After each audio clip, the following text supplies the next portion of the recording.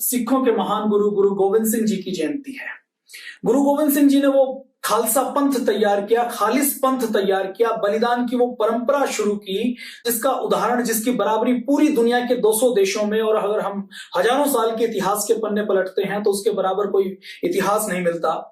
गुरु अर्जुन देव सिंह जी ने अपना बलिदान दिया, गुरु तेग बहादुर जी ने अपना बलिदान दिया, गुरु गोविंद सिंह जी ने अपना बलिदान दिया, गुरु गोविंद सिंह के जो साहिबजादे हैं उन्होंने अपना बलिदान दिया। और ये बलिदानी परंपरा कितनी दृढ़ थी, कितनी सुदृढ़ थी, कितनी महान थी, आप अंदाजा लगा लीजिए। हमारे सिख गुरुओं को, बाहर के विदेशी आताताई आक्रमणकारियों को, जो यहाँ के सम्राट होते थे जिनके पास बल शक्ति बहुत थी, उन्होंने गर्म तवे के ऊपर उनके शरीर को रखा, उनको जलते कढ़ाई के अंदर डाला, उनकी बोटी बोटी एक की, छोटे छोटे बच्चों को हवा में उछालकर भाले की नोक के ऊपर डाला। गुरु गोविंद सिंह जी जिन्होंने छोटे बच्चों के अंदर वो संकल्प डाला, उनके छोटे साहिबजादे फतेह सिंह जी और जोरावर सिंह जी, 6 साल और 8 साल की उम्र, और इस छोटी सी उम्र में जब नवाब वजीर खान ने, जो औरंगजेब का नवाब था, उस वजीर खान ने उनको पकड़ा और पकड़कर जब उनको कहा कि इस्लाम कबूल करो, तो गुरु गोविंद सिंह जी की शिक्षा दीक्षा दीजिए। देखिए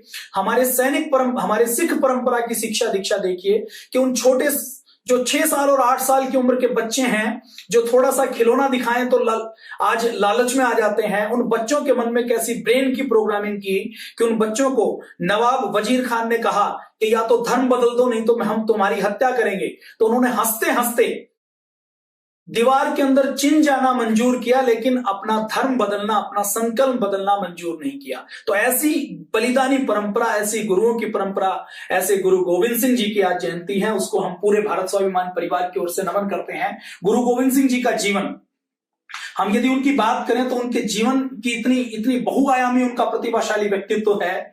वो एक योद्धा भी हैं, एक संत भी हैं, एक सिपाही भी हैं, एक लेखक भी हैं, एक वक्ता भी हैं, एक बहुत अच्छा नेतृत्व देने वाले लीडर भी हैं। और देखिए आज के जो लीडर हैं वो तो कुछ काम करवाते हैं, कुछ काम के लिए प्रेरित करते हैं। गुरु गोविंद सिंह जी की लीडरशिप ऐसी थी कि उस लीडरशिप में लोग उनके लिए जान देने के लिए तैयार होते थे।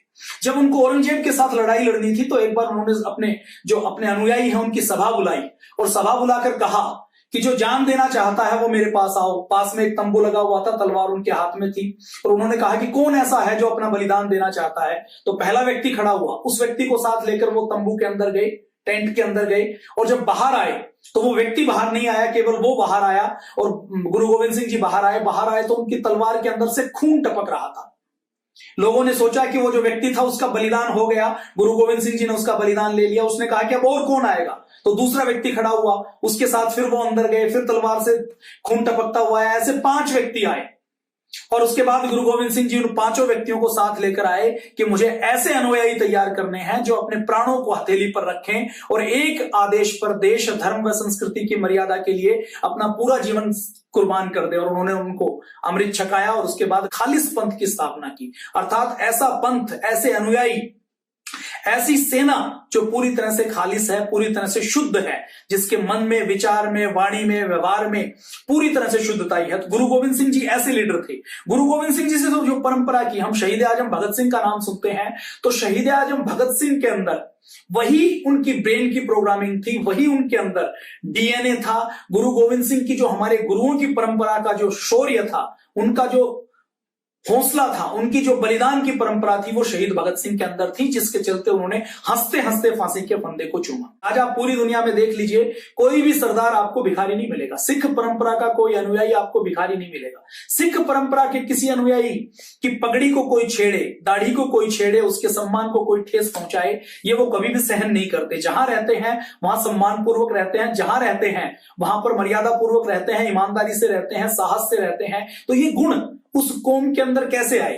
तो हमारे गुरुओं ने, गुरु गोविंद सिंह जी ने कुछ नियम बनाए। उन्होंने कहा कि धर्म की किरत करना, अर्थात अपनी जो आजीविका की कमाई करें उसको ईमानदारी पूर्वक चलाना है, दसवंड देना, जो कमाई करे उसका 10वां हिस्सा देश व समाज के लिए, संस्कृति के लिए दान करना है।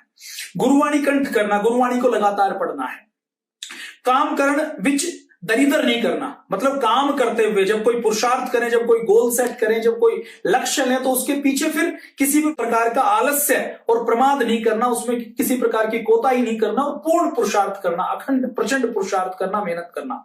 धन जवानी ते कुल जात दा अभिमान ना करना। उन्होंने कहा कि हम सब बराबर हैं, मानव सब बराबर हैं, कोई अमीर गरीब के नाम पर अभिमान नहीं करना, कुल के नाम पर, जाति के नाम पर कोई भेदभाव नहीं करना, घमंडी नहीं होना।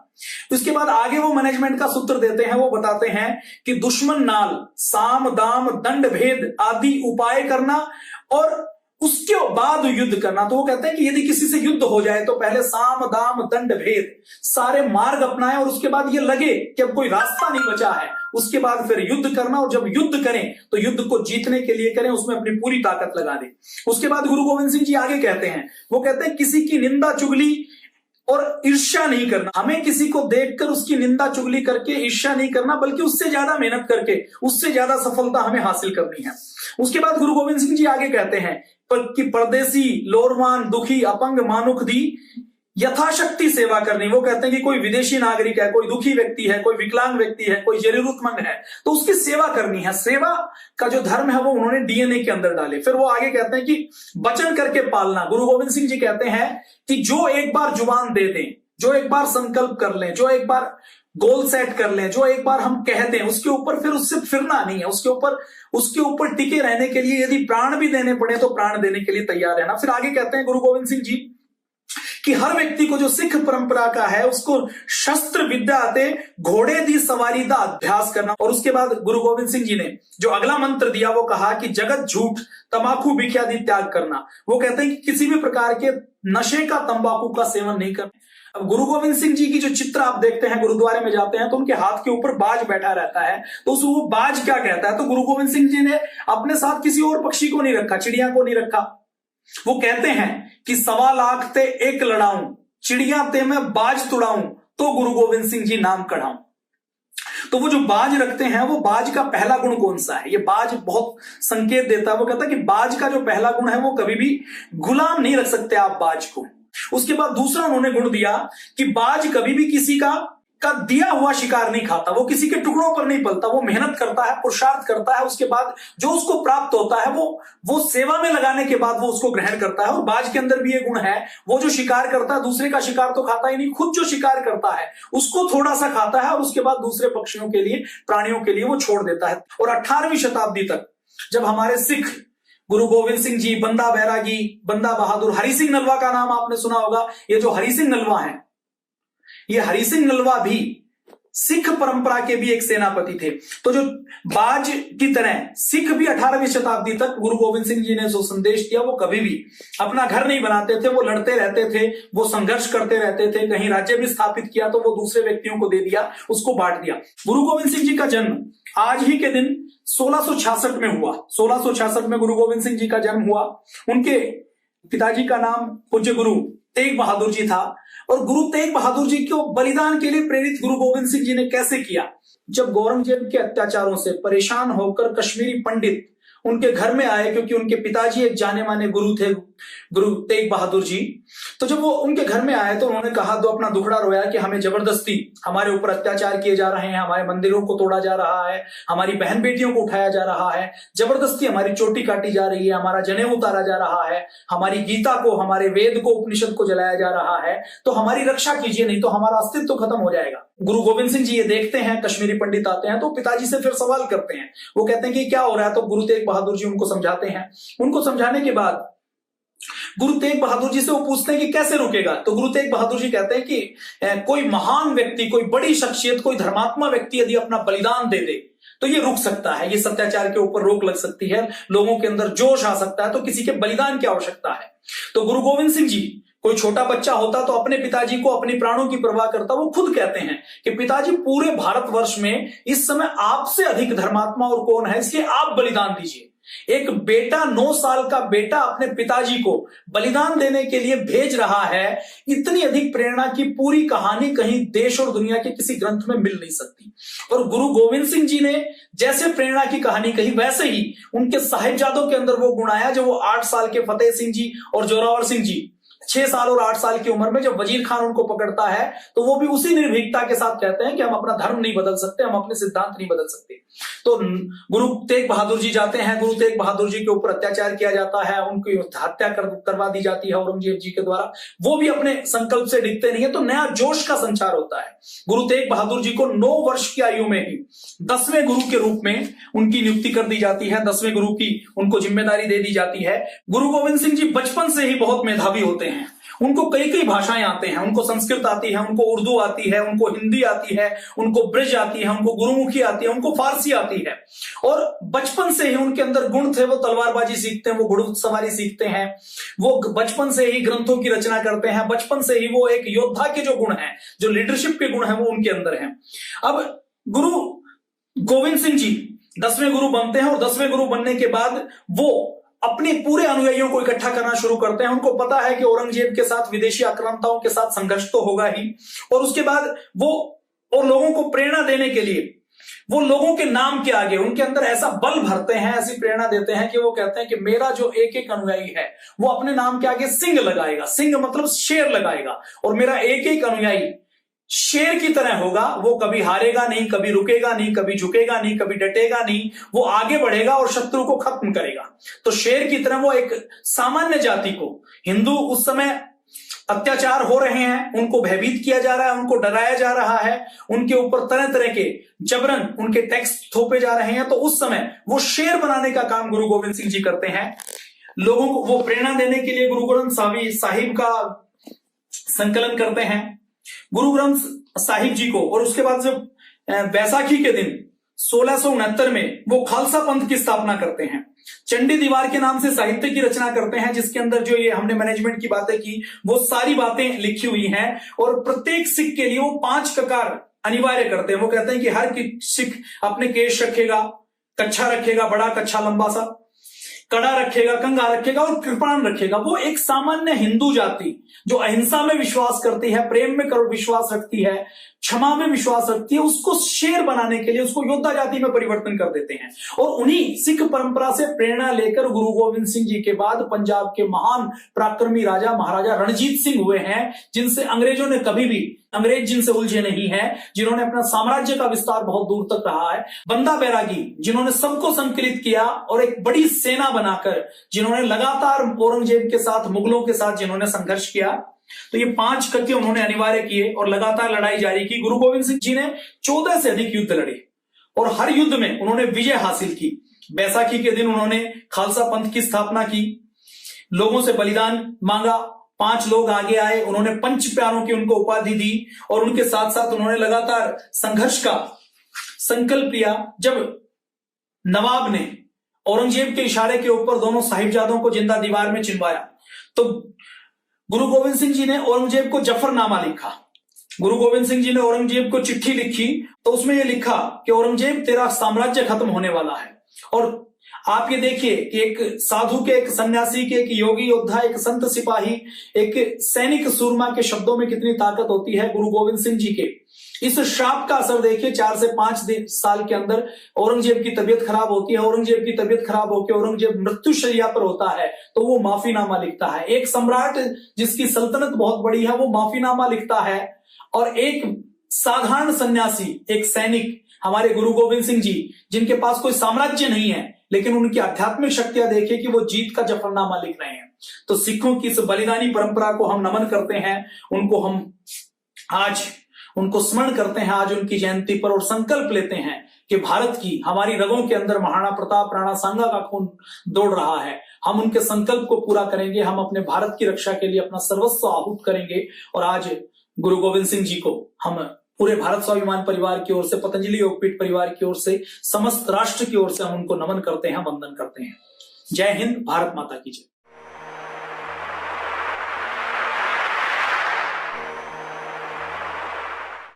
अभी 3-4 दिन पहले खबर आई, मीडिया में हाईलाइट हुई, 1.7 डिग्री सेंटीग्रेड जब तापमान हुआ तो दिल्ली में 118 साल का रिकॉर्ड टूटा। 1.7 मतलब 1 डिग्री, 0 डिग्री से भी ऊपर। आज हम बात करते हैं ऐसे एक वीर जवान की, कैप्टन बाना सिंह, जिन्होंने सियाचिन के उस ग्लेशियर में, बर्फीले रेगिस्तान में, जहां तापमान 0 से 60 डिग्री नीचे जाता है, 0 डिग्री तापमान के ऊपर बर्फ जम जाती है, 0 से 60 डिग्री नीचे, 10-15 डिग्री माइनस में जब हम जाते हैं तो पानी से बाल्टी को हम फेंके तो हवा के अंदर पानी जम जाता है। उस हड्डियां जमाने वाली ठंड में वहां पर जाकर उन्होंने शौर्य और वीरता के झंडे गाड़े। मैं बात कर रहा हूं कैप्टन बाना सिंह जी की। कैप्टन बाना सिंह जी, हमारे देश में जो 21 परमवीर चक्र मिले हैं उनमें से 3 परमवीर चक्र विजेता ऐसे हैं जो जीवित हैं। उनमें से एक है कैप्टन बाना सिंह, जो आज जम्मू के एक छोटे से गांव में रहते हैं। उनकी वीरता की कहानी की आज हम चर्चा करेंगे और भारत स्वाभिमान की ओर से उनको हम शुभकामनाएं देंगे। 6 जनवरी को उनका जन्मदिन आता है, तो जन्मदिन पर हम पतंजलि योगपीठ परिवार की ओर से उनको शुभकामनाएं देते हैं। सियाचिन का वो ग्लेशियर जहां पर पाकिस्तान की सीमा मिलती है, जहां पर चीन की सीमा मिलती है और भारत के लिए रणनीतिक तौर पर जो बहुत महत्वपूर्ण है, उस सियाचिन में 1984 में भारत ने को एक सूचना मिली कि पाकिस्तान बर्फ में चलने वाले जूते, हथियार और कपड़े खरीद रहा है। यूरोपियन किसी एजेंसी से जब यह सूचना मिली और जांच की गई तो पाया गया कि पाकिस्तान सियाचिन में घुसपैठ करने की योजना बना रहा है। सियाचिन वो क्षेत्र है जहां पर भारत पाकिस्तान के 1948 के युद्ध के बाद से यह तय कर लिया गया, भारत और पाकिस्तान दोनों की ओर से, कि यहां पर गहरी बर्फ रहती है, यहां पर सेना की चौकियां नहीं बनाई जा सकती, इसलिए हम दोनों साइड दूर रहेंगे और कोई भी अपने नियम का उल्लंघन नहीं करेगा, अतिक्रमण नहीं करेगा। लेकिन पाकिस्तान ने नापाक हरकत करते हुए सियाचिन के ऊपर अपनी चौकी बनाने के लिए 1984 में यह योजना बनाई। हमारे हमारी सुरक्षा एजेंसियों को यह पता लगा, हमारी सेना ने उस समय 1984 में उनसे पहले पहल करते हुए सियाचिन में पहले पहुंचे और वहां पर अपना झंडा गाड़ दिया। वो क्षेत्र जो हमारा था वहां पर पहले जाकर चौकियां स्थापित कर ली और पाकिस्तान को मुंह की खानी पड़ी। अब पाकिस्तान लगातार इस फिराक में रहता है कि कैसे वो सियाचिन के ऊपर अपना प्रभुत्व कायम करे। सियाचिन एक ऐसा क्षेत्र है जहां -60 डिग्री तक तापमान जाता है। सियाचिन के अंदर दूसरा हम देखेंगे तो सियाचिन के अंदर 150-200 किलोमीटर की ठंडी हवाएं चलती हैं। कैसा वहां पर तापमान है, कैसी वहां पर प्रकृति की स्थिति है, आप अंदाजा लगा लीजिए कि वहां पर जो युद्ध होता है वो सेनाओं का युद्ध नहीं होता, सैनिकों का युद्ध नहीं होता, हथियारों का युद्ध नहीं होता। वो एक सैनिक की जो लड़ाई होती है वो प्रकृति के साथ रहती है। 6 से 7 हजार फौजी अफसर सैनिक वहां पर प्राण दे चुके हैं। वहां पर दुनिया की जो सबसे ऊंची लड़ाई का क्षेत्र है, ऊंचा रणनीति का जो क्षेत्र है, रणभूमि है, वहां पर एकमात्र एक युद्ध हुआ था और उस युद्ध में कैप्टन बाना सिंह ने असाधारण वीरता दिखाते हुए भारत माता के आंचल की रक्षा की थी। तो ये जो सियाचिन का क्षेत्र है, सियाचिन के क्षेत्र में जब बर्फबारी होती है, भूस्खलन होता है, जब लैंडस्लाइड होती है तो 40-40 फीट की जो बर्फ गिरती है तो नीचे दब जाते हैं। वहां पर ऐसा स्थिति है कि वहां पर आपको पानी पीना है तो पानी को उबालना पड़ेगा, दाल चावल बनाने हैं तो उसके लिए 6 घंटे लगते हैं। वहां पर राइफल के ट्रिगर पर यदि कोई 15 सेकंड तक बिना दस्ताने के हाथ रख दे तो उंगली काटनी पड़ती है। ऐसी विपरीत परिस्थितियों में किस प्रकार हमारे सैनिकों ने युद्ध लड़ा होगा। वहां जो फौजी बर्फ में चलते हैं तो बर्फ में चलने वाले जो जूते होते हैं वो कम से कम 3 से लेकर 10 किलो के होते हैं, उसके ऊपर अपना पूरा लगेज लेकर चलना। तो ये जो सियाचिन का क्षेत्र है ये महत्वपूर्ण इसलिए है कि यहां से चाइना के ऊपर नजर रखी जाती है, ये महत्वपूर्ण इसलिए है कि यहां से पाकिस्तान के ऊपर नजर रखी जाती है, और ये महत्वपूर्ण इसलिए है, कारकोरम के दर्रे का नाम आपने सुना होगा, नुब्रा वैली का नाम आपने सुना होगा, ये सारे एरिया इसके आसपास हैं। और यदि ये सियाचिन का क्षेत्र भारत खो देता है तो लेह लद्दाख को कभी भी भारत के हिस्से से काटा जा सकता है, जम्मू कश्मीर कभी भी कट सकता है।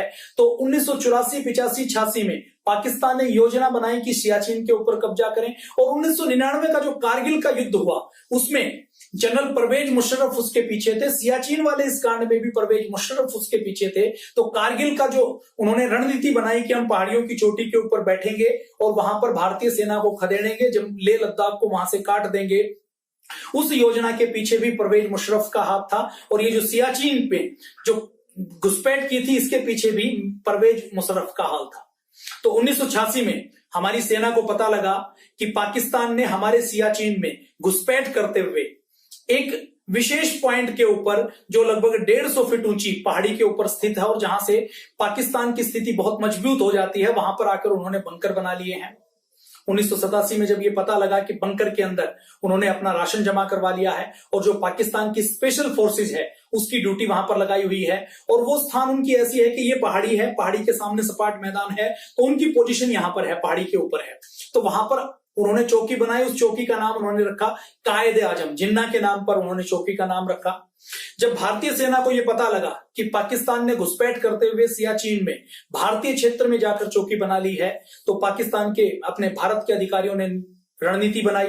चीता हेलीकॉप्टर का नाम आपने सुना होगा। चीता हेलीकॉप्टर को डिजाइन किया गया है 18,000 फीट की ऊंचाई पर उड़ने के लिए, लेकिन चीता हेलीकॉप्टर भी वहां पर 22,000 फीट की ऊंचाई पर उड़ता है।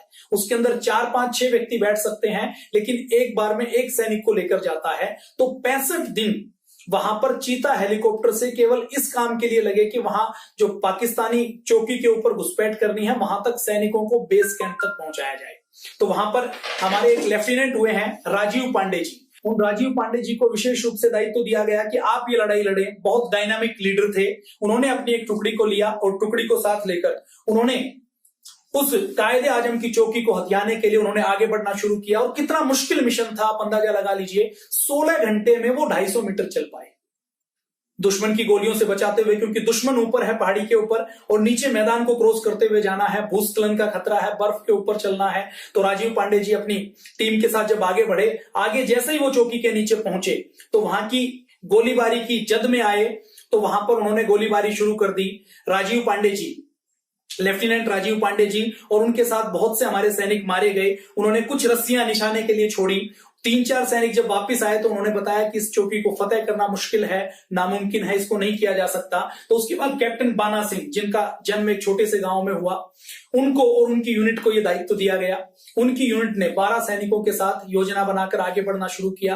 आगे वो बेस कैंप तक पहुंचे। बेस कैंप के बाद उनको आगे राजीव पांडे जी ने जहां से चढ़ाई शुरू की थी, जहां उन्होंने रस्सियां छोड़ी थी, वहां पर उनको ढूंढना था और वहां से आगे बढ़ते हुए उस चौकी के ऊपर कब्जा करना था। और इस मिशन में जाते हुए उन सबको पता था कि हमारे लिए जिंदा वापस आना बहुत मुश्किल है।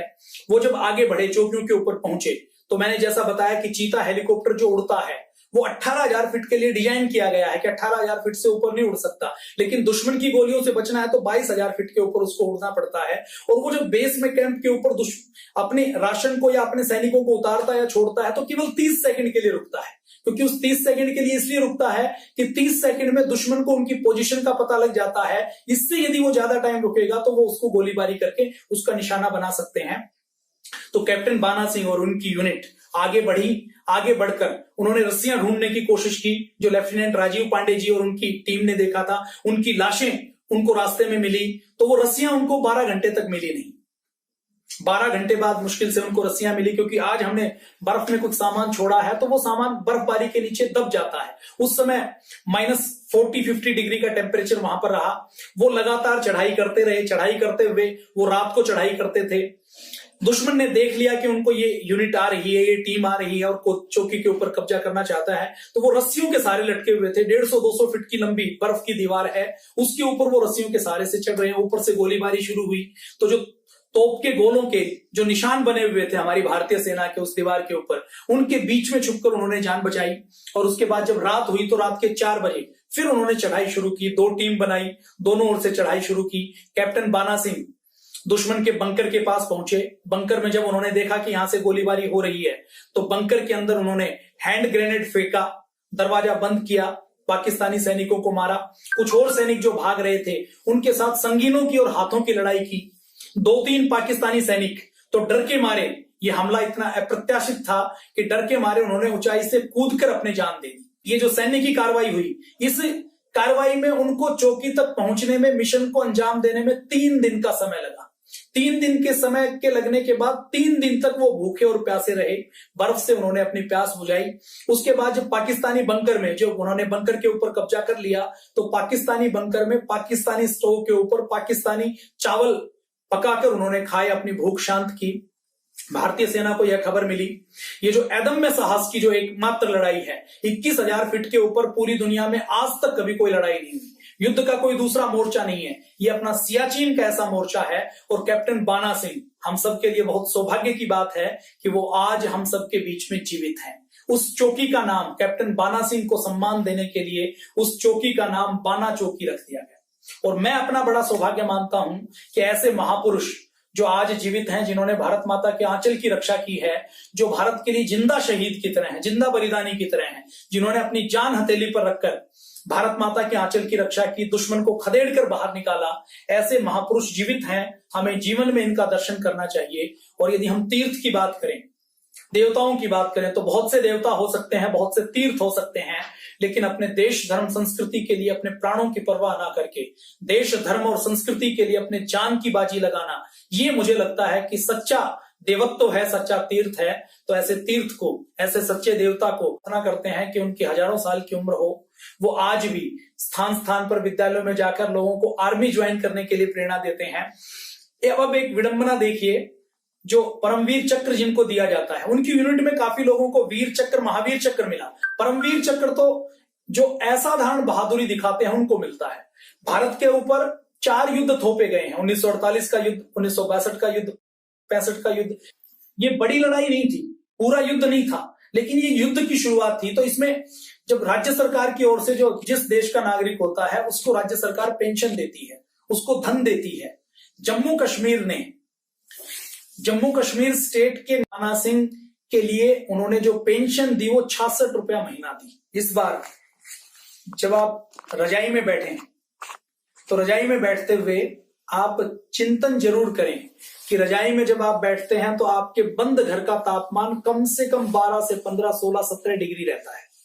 जब वो 14, 13 डिग्री आता है तो आपकी हड्डियां कंपाती हैं, रजाई के अंदर भी ठंड लगती है। तो उस समय जब रजाई में बैठे और जब टीवी के ऊपर कोई न्यूज सुने आप कि 0 डिग्री हो गया, पाला पड़ गया, राजस्थान में खेतों में बर्फ जम गई, तो उस समय जरूर एक बार चिंतन करें कि -30 डिग्री, 40 डिग्री टेम्परेचर में जाकर हमारे देश के सैनिकों ने हमारे लिए एक लड़ाई लड़ी थी। और उस लड़ाई को लड़ने वालों ने, ये लड़ाई हथियारों के बल पर नहीं लड़ी थी, ये लड़ाई अपने हौसले और संकल्प के बल पर लड़ी थी। तो इन शहीदों से, इन सैनिकों से, इन क्रांतिकारियों से हमें प्रेरणा लेनी है और अपने लिए संकल्प लेना है कि देश के लिए हम कुछ ना कुछ जरूर करेंगे। कम से कम हम देश के लिए बाधक तत्व नहीं बनेंगे। देश की मान मर्यादा के लिए, इस देश की रक्षा के लिए, इस देश के संगठन के लिए हमें जो करना पड़े वो करने के लिए हम तैयार होंगे। जय हिंद, वंदे मातरम, भारत माता की जय।